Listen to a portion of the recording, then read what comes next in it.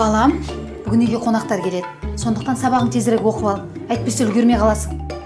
Мам, мен саған қонақтарға тамақ жасауға көмектесем, сен маған сабақ оқуға көмектесші.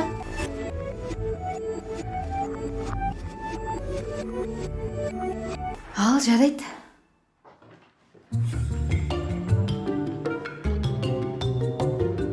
Сіз маған орыс тілінен, математикадан, дүниетанудан көмектесіңіз.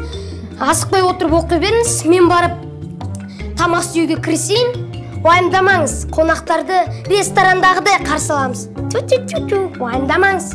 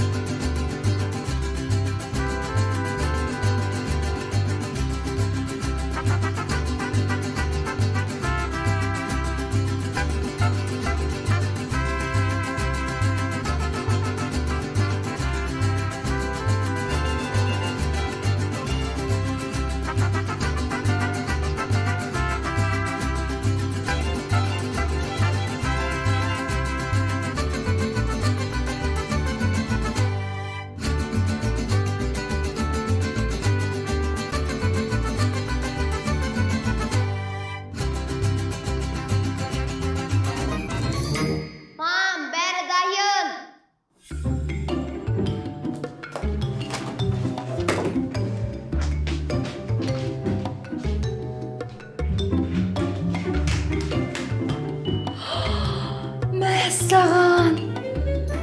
Сенің мынандай да өнерің бар екен ғой. Алтыным сол. Ал сен мен сабағымды оқыдың ба? Иә, оқыдым. Онда мен барып ойнап келейін. Иә, ойнай ғой, бара ғой.